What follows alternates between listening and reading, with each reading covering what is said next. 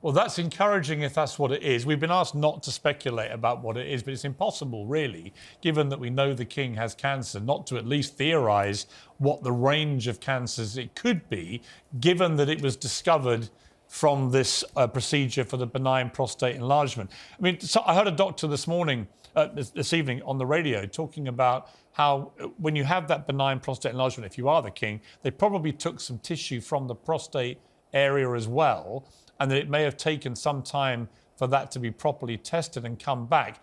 Would that be consistent with a bladder cancer discovery? And could it also have unearthed something else completely different? In other words, like you say, could it have been a secondary site for a lung cancer or colon cancer or something of that nature?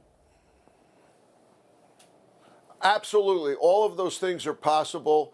I'm just considering the idea that he went home. And as you say, they ask us not to speculate, but if I'm right, this is very, very, very good news.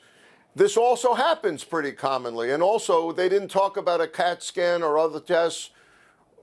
You know, this is most likely something you would find while you're doing the other procedure. So you would be quietly encouraged by the sequence of events? Because he went home, because the King of England went home. And because if they found this, now another possibility might be lymphoma.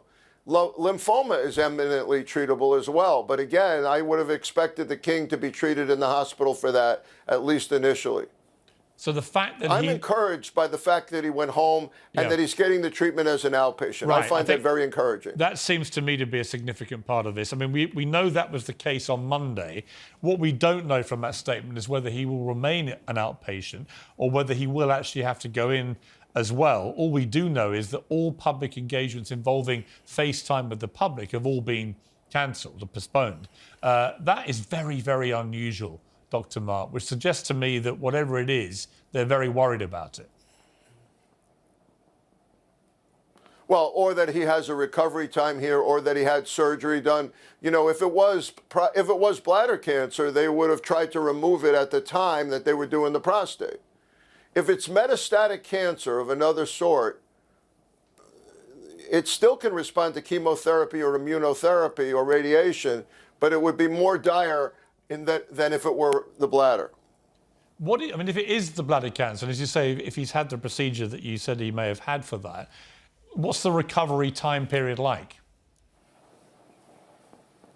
Well, that would be a matter of weeks. Of course, he's 75 years old. That factors into it. He's in pretty fit, and as you know, Piers, he's the anti-smoking king. He's been asking for no smoking in all of the UK, so that's good because more likely these cancers are related to smoking.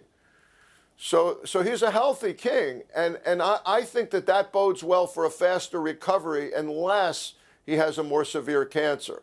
Right. Dr. Mark, as always, great to talk to you. Thank you so much for sparing the time. I know you're very, very busy over there with all the stuff going on at Fox, so I appreciate it. Thank you very much.